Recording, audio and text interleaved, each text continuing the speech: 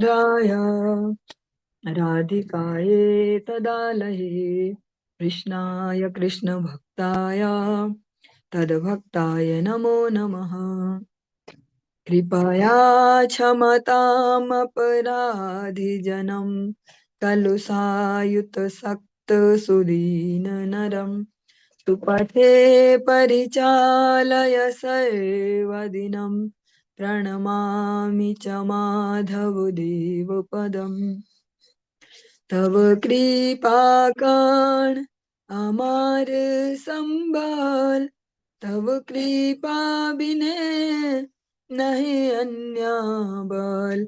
कृपा कर प्रभु दिया चिद बल दास तो मां प्रणमाय दास तो मां प्रणमाय। सर्वप्रथम भगवान के अभिन्न प्रकाश विग्रह श्री गुरुपाद पद्म पूज्य पात्र दंडी स्वामी अष्टोत्तर सत श्रीमद भक्ति प्रसाद विष्णु गोस्वामी गुरुदेव महाराज के पावन श्री चरण कमलों में असंख्य कोटि दंडवत ज्ञापित करते हुए उनकी अहेतु की कृपा प्रार्थना करती हूँ। वे अपनी कृपा वर्षण करें जिससे निज कर्ताभिमान भाव को छोड़कर एकमात्र उनकी वाणी के वाहक के रूप में अपना परिचय दे सकूं।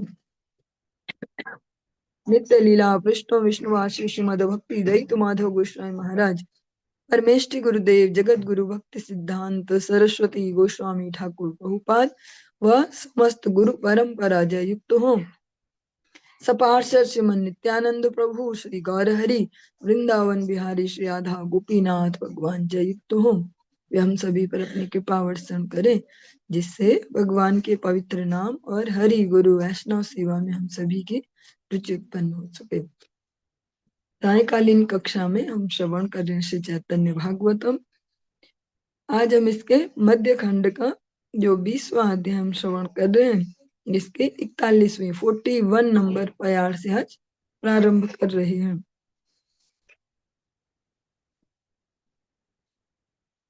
जो प्रसंग हम श्रवण कर रहे थे श्रीमन महाप्रभु वो ईश्वर आवेश में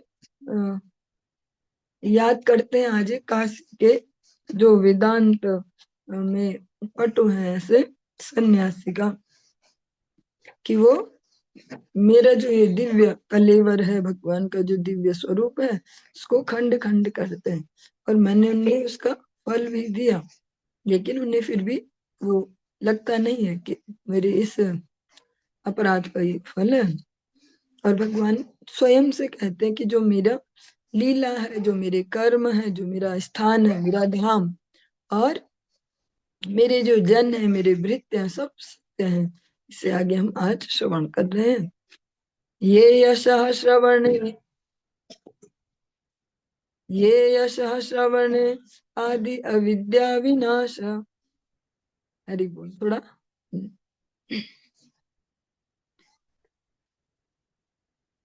सत्य मोर लीला कर्म सत्य मोर स्थान यह मिथ्या भले मोर करे खान खान। ये यश श्रवण आदि अविद्या विनाश पापी अध्यापक के भले मिथ्या से विलास।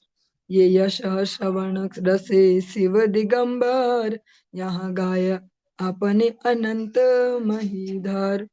ये यश श्रवण सुख नारदादि मत चारि वेदे बखाने ये यशिर महत्व। हे न पुण्य कीर्ति प्रति अनादर यार ते कभू न जाने गुप्त मोरे अवतार। जिस यश के श्रवण करने से आदि अविद्या का विनाश हो जाता है पापी अध्यापक ही उसे मिथ्या विलास कहते हैं। जैसा हम जो श्री चैतन्य महाप्रभु ने शिक्षाष्टकम जो दिया है उसमें श्रवण करते हैं जो विद्यावधु जीवनम। भगवान ऐसा क्यों कह रहे हैं विद्यावधु जीवनम? जो जीव है वो अनंत काल से अविद्या से ग्रसित है। सबसे बड़ी अविद्या क्या है इस जगत में? हम कहते हैं जो स्कूल नहीं गया पढ़ना लिखना नहीं जानता ऐसे सिग्नेचर नहीं कर पाता वो अनपढ़ है। लेकिन आध्यात्मिक राज्य में किसको अनपढ़ कह रहे हैं किसको अविद्या ग्रसित कहते हैं? जो भगवान के विषय में जिनको जानकारी नहीं है, भगवान से अपने संबंध को भूले बैठे हैं, उसको या भगवान कहते हैं जिस यश के श्रवण करने से आदि अविद्या का विनाश हो जाता है। जो भगवान का ऐसा विमल यश है जिसको सुनने से, गाने से जो अनंत अनंत जन्मों की जो अविद्या भगवत विमुखता वो दूर हो जाती है। जैसा हम श्रवण भी करते हैं गुरु वैष्णव से कि सदा सेव्या श्रीमद् भागवती वार्ता यस्य श्रवण मात्रेण हरिश्चित्तम समाश्रयेत। हरि किसके चित्त में आएंगे? जिसकी अविद्या दूर हो चुकी होगी। आज स्वयं भगवान ही अपने इस विमल यश के यहाँ एक प्रकार से यश गान कर रहे हैं। और भगवान कहते वो जो सो कॉल्ड अध्यापक बने फिरे हैं वेद वेदांतों के, वे इसको मिथ्या कह देते हैं। जिस यश के श्रवण रस में शिव दिगंबर रहते हैं, पृथ्वी को धारण करने वाले अनंत देव स्वयं जिनके यश का कीर्तन करते रहते हैं, सुख नारद आदि जिस यश के श्रवण से सदा मत्त रहते हैं, चारों वेद जिस यश की महिमा का निरंतर कीर्तन करते रहते हैं, इस प्रकार की पुण्य कीर्ति के प्रति जो अनादर भाव रखता है, वह मेरे जो ये बहुत ही कह सकते हैं ऐसा ढका हुआ जो गुप्त ऐसा जो अवतार है उसके बारे में कुछ भी नहीं जान सकता। ऐसा कहते हैं कलयुग में भगवान ऐसे छुप के ऐसे आवृत होके ऐसे अवतार ले रहे हैं। आवृत होके ये नहीं कि भगवान ढके हैं, या भगवान जो एक प्रकार से असुर बुद्धि वाले वो भगवान को भगवान नहीं समझ पाएंगे ऐसे। गुप्त लक्ष्य सबारे सिखाया भगवान, सत्य मूर विग्रह सेवक लीला स्थान। आप नारी तत्व प्रभु आपने सिखाए, यह ये न माने से आपने नाश्रयाय। क्षण के हैला बाह्य दृष्टि विश्वम्भर, पुनः से हैला प्रभु अकिंचन वर। मुरारी गुप्त के माध्यम से भगवान सबको यही शिक्षा प्रदान करते हैं कि मेरे विग्रह, मेरे सेवक, मेरी लीला और मेरा धाम ये सब सत्य है। अपने तत्व को प्रभु अपने आप सिखा रहे हैं। जो इसे नहीं मानता वह अपना विनाश स्वयं कर रहा है। एक क्षण में बाहरी चेतनता प्राप्त होने पर प्रभु विश्वम्भर फिर से अकिंचन श्रेष्ठ की भांति व्यवहार करने लगे। थोड़ी देर के लिए जितना उन्होंने अपना प्रकाश किया उसमें ये गूढ़ तो बताया कि जो मेरा नाम है, जो मेरा धाम है, जो मेरी लीला है, जो मेरे परिकर वो सब सत्य है और ये भगवान से बिल्कुल अभिन्न है। भगवान और भगवान का घर अलग नहीं है, हम और हमारा घर अलग है। प्रत्येक जो भी जीव जंतु जो भी जीवित है वो और उनका घर अलग है, वो और उनका नाम अलग है। लेकिन भगवान के साथ ऐसा नहीं, भगवान और उनका धाम एक ही है, भगवान और उनका नाम एक ही है। और स्वयं भगवान ही आज अपने इस महिमा को श्रवण करवा रहे हैं। भाई बलि मुरारी रे कैला आलिंगन, बड़ स्नेह करी बले सदया वचन। सत्य तुम्ही मुरारी आमार शुद्ध दास, तुम्ही से जानीला नित्यानंदेर प्रकाश। नित्यानंदे या हर तिलेक द्वेष रहे, दास हई लेओ से ही मोर प्रिय नहे। धरे या गुप्त तुम्ही आमारे की नीला, नित्यानंद तत्व गुप्त तुम्ही से जानीला। हे नमते मुरारी प्रभुर कृपा पात्र, एक कृपार पात्र सबे हनुमान मात्र।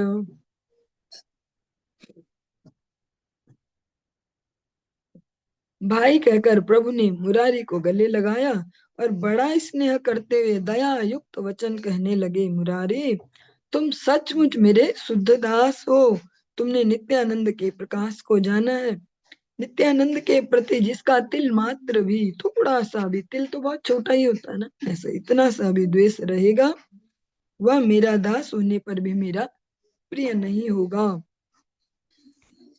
घर जाओ गुप्त, तुमने मुझे खरीद लिया।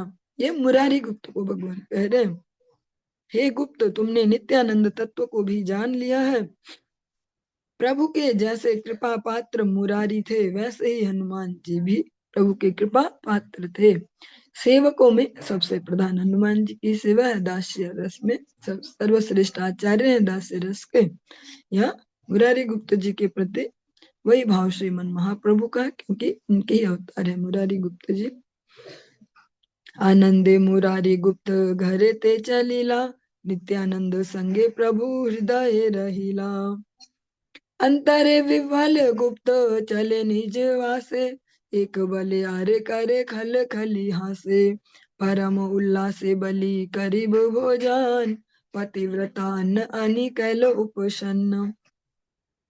गौर नित्यानंद को हृदय में धारण करते हुए मुरारी गुप्त ने आनंद पूर्वक अपने घर के लिए प्रस्थान किया। अंतर में विह्वल भगवत प्रेम में गुप्त अपने घर को चल पड़े। वे कहते हैं कुछ और करते हैं कुछ, और खिलखिला के हंस पड़ते हैं। परम उल्लास के साथ गुप्त ने कहा, मैं भोजन करूंगा। यह सुनकर उनकी पतिव्रता पत्नी ने भोजन सामग्री लाकर उनके सम्मुख रखी।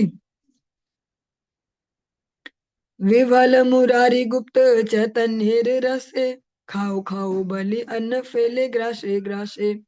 घृत माखी अन्न सब पृथ्वी ते फैले, खाओ खाओ खाओ कृष्ण यही बोल बले। चैतन्य रस में विवल मुरारी गुप्त खाओ खाओ कहकर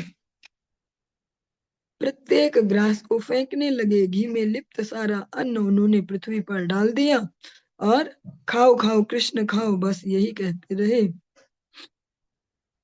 हासे पतिव्रता देखे गुप्तेर व्यवहार, पुनः पुनः अन्न आनी देया बार बार। महाभागवत गुप्त पतिव्रता जाने, कृष्ण बलि गुप्तेरे कराया सावधाने। मुरारी गुप्त का व्यवहार देखकर जो उनकी पत्नी है पतिव्रता हंस रही थी और बारंबार अन्न ला ला कर उन्हें दे रही थी। वो झगड़ा नहीं कर रही थी और ये नहीं बोल रही तुम्हारा दिमाग खराब है, तुम कर क्या रही है, ऐसा नहीं। पतिव्रता जानती थी कि जो गुप्त है वे महाभागवत है मुरारी गुप्त। उन्होंने कृष्ण नाम उच्चारण करके मुरारी गुप्त को सावधान कर दिया।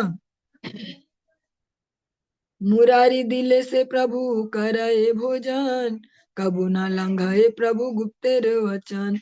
यत अन्न देया गुप्त ताई प्रभु खाए, विहाने हासिया प्रभु गुप्तेर जगाए। मुरारी गुप्त जी भाव में विवल होकर भगवान के लिए वो जो घी में मिला हुआ जो चावल है अन्न उसको ऐसे फेंक रहे हैं। जैसे दोपहर की जो मध्याह्न भोग आरती में हम सुनते हैं ना घृतान्न, वही उसको ऐसे फेंक रहे हैं कहीं कहीं कि आप खाओ भगवान आप खाओ।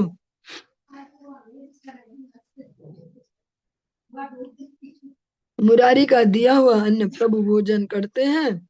गुप्त के वचनों का उल्लंघन प्रभु कभी नहीं करते हैं। गुप्त ने जितना भी अन्न दिया प्रभु ने उसे ग्रहण कर लिया। अगले दिन प्रभात काल में आकर प्रभु ने गुप्त को जगाया। जो उन्होंने अपने घर में ये फेंका है भगवान के लिए, सब जगह जो व्याप्त है श्रीहरि, और अपने धाम में भी व्याप्त है, सबके हृदय में भी व्याप्त है। ऐसे भगवान ने उसे ग्रहण किया, क्योंकि भगवान भगवत गीता में सबको ही आश्वासन दे रहे हैं। हाँ, जो यो में भक्त प्रयच्छति तद हम भक्ति प्रीतम अस्नामि प्रयतात्मन, मैं उसे ग्रहण करता हूँ जितना उनका भाव है। तो वो जो फेंक रहे ना से भगवान के लिए, भगवान ने वो भी ग्रहण किया। तो भगवान को ये तो नहीं है ना कि उठा उठा के ऐसे खाएंगे, भगवान ने उसमें से वो ग्रहण कर लिया। वो जो चावल नीचे फेंका जा रहा घृतान्न, गुप्त के वचनों का उल्लंघन प्रभु कभी नहीं करते हैं। गुप्त ने जितना भी अन्न दिया, मुरारी गुप्त जी ने जितना भी उनके लिए अन्न फेंका वो इधर उधर की खाओ ठाकुर जी खाओ ठाकुर जी, प्रभु ने उसे ग्रहण कर लिया। अगले दिन प्रातः काल में आकर प्रभु ने मुरारी गुप्त को जगाया। बसिया छेन गुप्त कृष्णा नामानंदे, हेन काले प्रभु आइला देखी गुप्त वंदे। परम आदरे गुप्त दिलेन आशान, बसिलेन जगन्नाथ मिश्र नंदन। कृष्ण नाम के आनंद में मुरारी गुप्त बैठे हुए थे। उसी समय प्रभु वहां आ पहुंचे। प्रभु को देखकर गुप्त ने वंदना की और परम आदर पूर्वक गुप्त ने प्रभु को आसन प्रदान किया। जगन्नाथ मिश्र के नंदन प्रभु गौर सुंदर उस आसन पर विराजमान हो गए। गुप्त बले प्रभु के ने हईल आगमन, प्रभु बले आई लाम चिकित्सा कारण। हरि बोल। गुप्त बले कहिवे की आजीर्ण कारण, कोन कोन द्रव्य काली करेला भोजन। प्रभु बले अरे बेटा जानी वी के मने, खाओ खाओ बलि अन्न फैली ली अखने। तू ही पासरी ले तोर पत्नी सब जाने, तू ही दिली मुई वाना खाई के मने। की लागी चिकित्सा कर अन्य वा पाचन, अजीर्ण मुहार तोर अन्य रे कारण। मुरारी गुप्त जी जो है वो वैद्य हैं। तो आज गौर हरी फिर उनके पास आ गए दवाई लेने सुबह सुबह, क्योंकि कल उनका फेंका इतना सारा वो अन्न खाया था, पर उनको तो याद नहीं मैंने ऐसा जो भी। उनकी पत्नी वहां पे साक्षी थी उसकी। मुरारी गुप्त ने कहा, प्रभु आपका आगमन किस कारण से हुआ। प्रभु ने कहा, मैं चिकित्सा कराने के लिए आया हूँ। फिर गुप्त ने कहा, अजीर्ण का कारण बताइए, मतलब कैसे हो गया, आपको क्या हो रही है, ऐसे अपच सही कैसे हुआ। आपने कल किन किन पदार्थों का भोजन किया, जैसे पूछते हैं डॉक्टर वैद्य कि भैया क्या क्या खाया था, ऐसा ऐसा क्या खाया अचानक से जो कुछ हो गया ऐसा।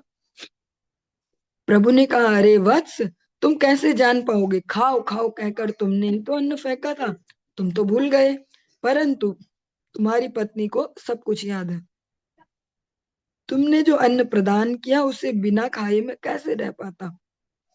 गुप्त ने कहा, मैं किस रोग की चिकित्सा करूं, क्या जो पाचन है उसके लिए कुछ दूं आपको औषधियों से।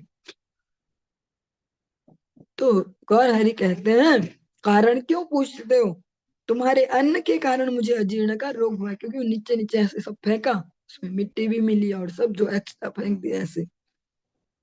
ये थोड़ा सा हमारी कल्पना से वैसे परे है, पर भगवान ऐसे अनेक अनेक लीलाएं अपने भक्तों के साथ करते रहते हैं। जैसे श्रवण करते ना, भागवत जी में भी एक प्रसंग की जो द्वारिका की महसियां हैं वो श्रीमती राधिका रानी को ऐसा भागवत जी के मतलब वहां पे श्रवण करते हैं, जब उसको कोई एक्सपेंड करते हैं, ऐसे कथा को विस्तार देते हैं कि कुरुक्षेत्र में जब मिलन हुआ ब्रजवासियों का द्वारिका वासियों का, तो श्रीमती राधिका रानी को गरम गरम दूध दिया ऐसे कि ऐसा मतलब सुनाते हैं सभी साधुजन। तो जो उन्होंने उसको पिया कि हाँ ठाकुर जी ने भेजा, तो भगवान को उससे छाले उत्पन्न हो गए। सभी चिंतित हो गए, कैसे हुआ कैसे, तो बताए तुमने जो गरम गरम दूध दिया। ऐसे भगवान और उनके जो भक्त हैं वो अभिन्न है। भगवान उनके साथ कैसे भी लीला कर सकते हैं। आज मुरारी गुप्त ने फेंक फेंक के दिया भाव में कि खाओ खाओ ऐसा, भगवान ने उसको पाया और फिर ऐसी लीला की। जल पाने अजीर्ण करिते नारे बाल, तोर अन्य अजीर्ण औषध तोर जाल। एत बलि धरि मुरारी रे जल पात्र, जल पिए प्रभु भक्ति रस पूर्ण मात्र। कृपा देखी मुरारी हाइला अचेतन, महाप्रेमी गुप्त गोष्ठी करय क्रंदन। हेन प्रभु हेन भक्ति योग हेन दास, चैतन्य प्रसादे हाइल भक्तिर प्रकाश। जल पीने से अजीर्ण का जो जो प्रभाव है वो कम हो जाता है। अजीर्ण का कारण है तुम्हारा अन्न, इसलिए अजीर्ण को दूर करने के लिए तुम्हारा ही जल चाहिए, क्योंकि तुम्हारे ही अन्न खाने से समस्या हुई तो तुम्हारे ही जल पी के ठीक हो जाएगा। जैसे हम भी बोलते हैं कि पानी पियो, ज्यादा से ज्यादा पानी पियो ठीक हो जाएगा। इतना कहकर भक्ति रस से परिपूर्ण प्रभु ने मुरारी के जल पात्र से जल पिया। इस कृपा को देखकर मुरारी अचेत हो गए और गुप्त का परिवार महाप्रेम से क्रंदन करने लगा। ऐसे प्रभु, ऐसा भक्ति योग, ऐसे दास, इन सब को लेकर चैतन्य की कृपा से भक्ति का प्रकाश हुआ। क्योंकि हम तो पदार्थों में ही उसको समझते हैं भक्ति के, हम कितना श्रेष्ठ पदार्थ दे पाएंगे तो भगवान प्रसन्न होंगे, और जिनके अंतर में भक्ति है भगवान उनका कैसे भी ले लेते हैं। मुरारी गुप्तेर दासे ये पाइल ये प्रसाद पाइल, से ही न दिया भट्टाचार्य न देखिल। मुरारी गुप्त के दासों ने जिस कृपा को प्राप्त किया उसे नदिया के भट्टाचार्य भी नहीं देख पाए।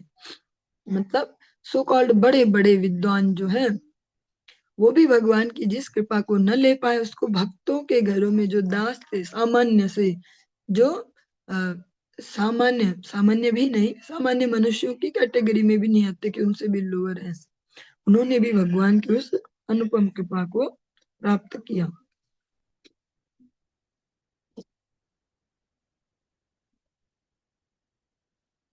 विद्याधन प्रतिष्ठाया किछुई न करे, वैष्णवीर प्रसादे से भक्ति फल धरे। ये से केने नहे वैष्णवेर दासी दास, सर्वोत्तम से ही वेदर प्रकाश। ए मत मुरारी रे प्रतिदिने दिने, कृपा करे महाप्रभु अपना अपने। सुन सुन मुरारी रे अद्भुत आख्यान, सुनीले मुरारी कथा पाई भक्ति दान। विद्या धन और प्रतिष्ठा से कुछ भी नहीं होता है, केवल वैष्णवों की कृपा से ही भक्ति मिल सकती है, चाहे जैसे भी हो। वैष्णवों के जो दास दासी गण भी हैं वे सर्वोत्तम है, वेद की ऐसी ही घोषणा है। इस प्रकार से प्रतिदिन महाप्रभु अपने आप मुरारी पर कृपा करते रहे। सुनिए सुनिए मुरारी के इस अद्भुत आख्यान को सुनिए। वृंदावन दास ठाकुर जी कह रहे हैं, मुरारी की कथा सुनने से भक्ति की प्राप्ति होती है। इसका हम प्रमाण ऐसे भी देख सकते हैं, जितना राम जी का नाम नहीं चलता उससे ज्यादा हनुमान जी का चलता है। जो यंग जनरेशन हो, जो कोई भी हो, हनुमान जी उनको अट्रैक्ट खूब करते हैं, उतना राम जी नहीं करते हैं, हनुमान जी ज्यादा करेंगे। फिर उनके ही डायलॉग से तो सब जय श्री राम कहते हैं, राम जी के प्रेम में नहीं कह रहे हैं सब जय श्री राम। जो हनुमान जी का जो वो डायलॉग है, जोर से ऐसे उत्साह से, उसके कारण कहते हैं जय श्री राम जय श्री राम। जो भक्तों की महिमा उसको श्रवण करने से भक्ति लाभ होती है, न तो कोई जड़ी है जो विद्या कुल और रूप धन इसके इसके प्रभाव से कभी भी भक्ति नहीं मिलती। कोई सोचे मैं बहुत ज्यादा जो शरीर है वो बहुत सो कॉल्ड सुंदर हो तो मैं भक्ति में पहुंच जाऊं, या धन हो तो भक्ति में, वो केवल भक्तों की सेवा से उनकी कृपा से प्राप्त होती है। एक दिन महाप्रभु श्रीवास मंदिर, ओंकार करिया प्रभु निज मूर्ति धरे। शंख चक्र गदा पद्म शोभे चारिकार, गरुड़ गरुड़ बलि डाके विश्वम्भर। हे नए समय गुप्त आविष्ट हैया, शिवास मंदिरे आइला ओंकार करिया। गुप्त देह हल महावन ते अभाव, गुप्त बल मुई से ही गरुड़ महाभाव। गरुड़ गरुड़ बलि डाके विश्वम्भर, गुप्त बले मुई तुम्हार किंकार।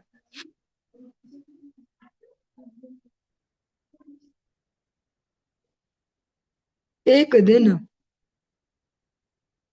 महाप्रभु ने श्रीवास के घर में हुंकार करते हुए अपने स्वरूप को धारण किया। शंख चक्र गदा और पद्म विश्वम्भर के चारों हाथों में विराजमान थे। वे गरुड़ गरुड़ कहकर पुकार रहे थे। उसी समय आविष्ट चित्त वाले मुरारी गुप्त हुंकार करते हुए श्रीवास के मंदिर जो घर है उसमें आ पहुंचे। मुरारी गुप्त की देह में महान वैनतेय भाव, वैनतेय गरुड़ जी की माता का नाम है विनीता, ऐसे तो वैनतेय गरुड़ जी, वो भाव उनमें वो आवेश उत्पन्न हुआ। मुरारी गुप्त ने कहा वह महाभाव गरुड़ मैं ही हूँ। फिर भी गरुड़ गरुड़ कहकर विश्वम्भर पुकारते रहे। मुरारी गुप्त ने कहा आपका हुआ किंकर मैं ही हूँ। प्रभु बले बेटा तुई अमर वाहन, हया हया हिन गुप्त बला हे वचन। गुप्त बले पासरीला तुम्हारे लैया, स्वर्ग हईते पारी जात अनिलु बहिया। पासरीला तोमा लैया गेलु बाण पुरे, खंड खंड कैलु मुई स्कंधेर मयूरे। ए मोर स्कंदे प्रभु आरोहण कर, आज्ञा कर निव कोन ब्रह्मांड भीतर।